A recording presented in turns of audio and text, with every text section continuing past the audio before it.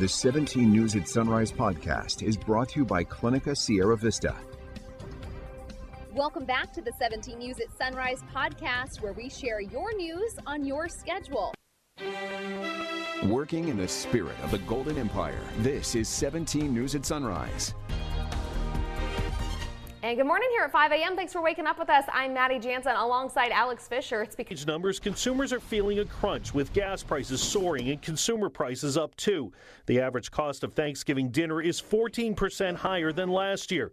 Democrats are pitching their nearly $2 trillion social program and climate change bill as a remedy for the nation's economic ills. We're driving down and lowering costs for everyday Americans in areas like child care and housing and education and health care. But despite current challenges, the CEO of the nation's largest retailer sees a good year ahead. I think that we have a strong consumer, we have a strong economy. You know, all the numbers reflect that. The employment numbers going up at a time when wages have risen, I think is a positive sign for the country in general. A ray of hope in what's been a dark time for so many. President Biden is scheduled to speak about the economy today at the White House. Several reports say the president could announce a release of oil from the Strategic Reserve to help lower gas prices. In Washington, Chris Pallone, 17 News. 5:04 is our time now when a Wisconsin community is coming together after Sunday's holiday parade tragedy. As we continue to learn more about the man behind the wheel, mourners gathered last night for a vigil for the victims of the Christmas parade tragedy in Waukesha. Hundreds gathered to light candles and say prayers for those who were hurt or lost their lives when a motorist plowed through a group of people, killing 5 and injuring dozens. This morning we've learned the suspect was captured in a doorbell camera before his arrest. According to video obtained by NBC News, the suspect, Daryl Brooks, is seen pleading for help and telling a resident he was waiting for an Uber. The video also shows authorities arriving at the Waukesha home and telling Brooks to put his hands up. Hey, I called an Uber and I'm supposed to be waiting for it over here, but I don't know when it's coming. Can you call it for me, please? I'm homeless. Hands up! Hands up! I can see them. Whoa, whoa, whoa! Hands up! Hands up! Hands up! It isn't clear whether the house, roughly a half mile from the Christmas parade route, that Brooks is accused of plowing into, is where police placed him under arrest. The Waukesha Police Department did not respond to requests for comment. overnight, another smash and grab, this time in Los Angeles, where people rushed into a Nordstrom there and robbed the store. This comes as Governor Gavin Newsom yesterday responded to a similar crime in the Bay Area over the weekend, saying his administration's taking action immediately. The governor says you can expect to see more police presence in and around shopping areas during the holidays. Look, I have no sympathy, no empathy whatsoever. People smashing and grabbing, stealing people's items, creating havoc and terror on our streets, none. The mayhem began over the weekend in Walnut Creek, where investigators say a mass robbery involved 80 people looting a Nordstrom. State officials say as the trend continues to rise, law enforcement, retailers, and local leaders must come together for solutions, including potentially strengthening the laws against organized retail crime. 17 News checked in with local police about this kind of organized retail theft to see if it's something that's happening here at home. Bakersfield police say they meet regularly with local retailers to help them better protect their inventory from thieves.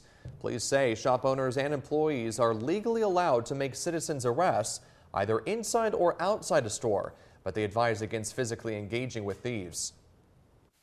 Specifically for flash mobs, we never encourage people to get physical with especially a large group, and I think the recent example up north was 80 people. That's something that's very difficult to combat, but Bakersfield isn't San Francisco. We have a very engaged community. As for using guns to protect stores, know that self-defense laws are for people, not property. Your best bet, limit the number of easily available store exits, make sure shoppers know they're being watched, and be prepared to call 911 at the first sign of potential trouble. Now to coronavirus cases in Kern County, and cases continue to decline ahead of the holidays, although we're still learning the deadly toll the third surge had in our county. Yesterday, we learned another 539 people have been infected with the virus. Those results are from over the weekend. We also learned of another death. That means at least 1,764 people have died from the virus since the start of the pandemic. The latest state data shows 157 people were hospitalized due to the virus. 35 more are in the ICU. And our local health department is reminding the public about the Centers for Disease Control's move to approve booster shots for all adults. Kern Public Health says there's plenty of shots to go around, and anyone 18 or older who has waited 6 months since their last COVID-19 vaccine is now eligible for the booster. In addition, the state's website, myturn.ca.gov, where you can find and schedule a vaccine appointment, has been updated to reflect these changes. Again, you can always head to myturn.ca.gov to find the nearest vaccination site near you.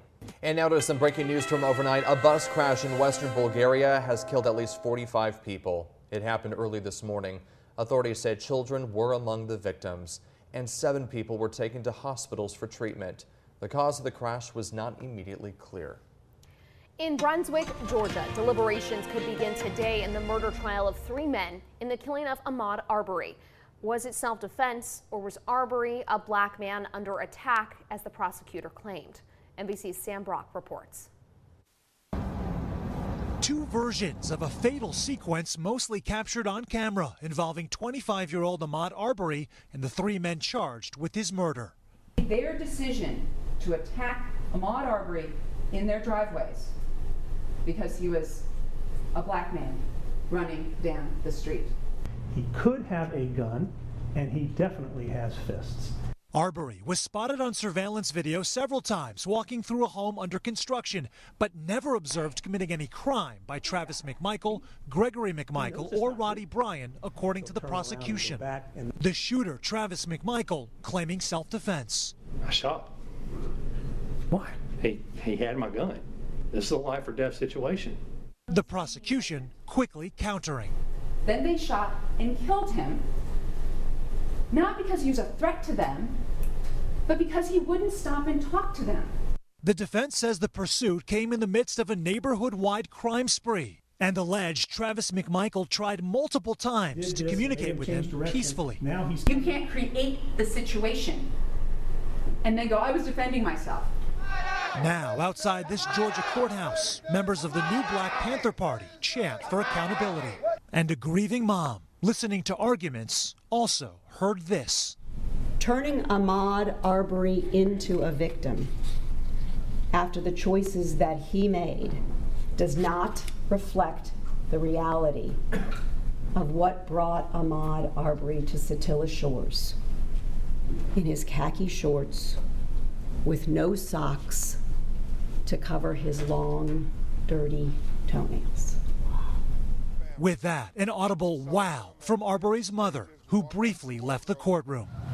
Regardless of what kind of toenails he had, what size legs he had, that was still my son. And my son actually was running for his life. That was NBC's Sam Brock reporting. Now to another high-profile trial that divided the nation. Kyle Rittenhouse acquitted on all charges Friday in the shooting deaths of 2 protesters in Kenosha, Wisconsin, and the wounding of a 3rd. Now Rittenhouse goes one-on-one with Ashley Banfield. Don't miss the Kyle Rittenhouse interview tonight at 7 p.m. only on News Nation.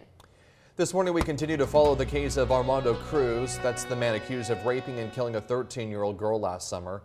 Cruz is accused of killing 13-year-old Patricia Alatorre last year, along with other charges. Earlier this month, he was arraigned on an indictment, replacing charges previously filed against him. Cruz returns to the courtroom later today, this time for a motions hearing. Meantime, a temporary gag order barring attorneys from commenting remains in place. That will be discussed at a December 14th hearing.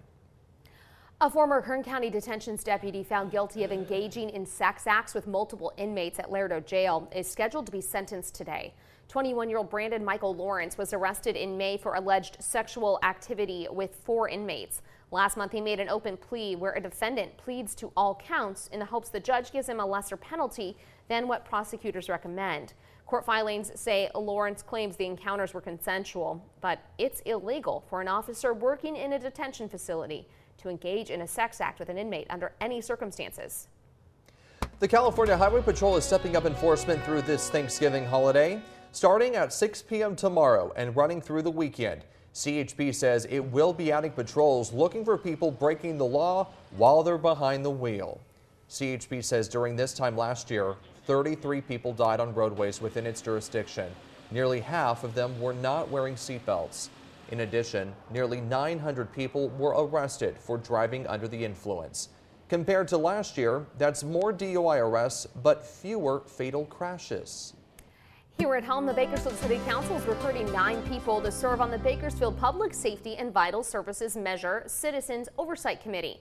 According to the city, the Oversight Committee acts in an advisory capacity to review the revenues generated by Measure N. The 3-year term will expire February 2025. Applicants must be at least 18 years old and a resident of Bakersfield. Those interested can apply at the city clerk's office on Truxton Avenue or the city's website. In your 17 Health Watch this morning, Houchin Community Blood Bank is once again putting out the call for blood donations, saying local hospitals are in critical need. They're asking for all blood types, but platelets and O-negative type blood supplies are running the lowest. To donate, call 323-4222 or visit hcbb.com. And one of the ways Houchin is incentivizing those much-needed blood, plasma, and platelet donations, the return of the Black Friday Mystery Boxes giveaway event with a chance to win $500. Lasting through Saturday, anyone who donates can choose a box that contains a gift card, possibly up to that $500 top prize. Again, for more information or schedule an appointment, head to hcbb.com. You know, they've been talking about the need being so great, especially within the last couple of months. And it does seem like they were able to get some people out, which is good news. But the problem is, you know, usually we see an increase in donations once we run stories like this. Then once the shelves are full, they end up running out. You know, and so there's always the need there. So try to make it a regular, you know, put it in your schedule if you can, to just regularly donate, because they definitely need it. And you know, it's a really quick process. It really is. It's just a little bit of your time, and those chairs are pretty comfy. I will say, it actually kind of shocks me how little time it takes. Like sometimes you think, oh, I got to block out this chunk of time. You can do it during your lunch break, no problem. You've done it during a lunch break, I know, less before. than an hour. So yeah, I mean, it is something that all of us have time to do, and it can save lives. Welcome back. Our time now is 5:42, and happening later today, Vandenberg Space Force Base is set to launch a Falcon 9 rocket carrying a deep space probe. The launch is scheduled for about 10:20 tonight. The Falcon 9 rocket will place NASA's DART spacecraft into a temporary orbit before sending it on a 10-month journey to impact the asteroid Dimorphos. Experts say the bright orange flame from the rocket's first stage could be visible to the naked eye as far away as Bakersfield. Although all of that is going to depend on Kevin's forecast. So, Kev, we always like to see these rocket launches. It's always neat. This one's a little bit later tonight, which I know at 10:20 p.m., that's usually when we see the fog roll in. Working in the spirit of the Golden Empire, this is 17 News at Sunrise. The 17 News at Sunrise podcast is a production of KGET and Nexstar Media Group. For more on all of the headlines in today's show, head to kget.com.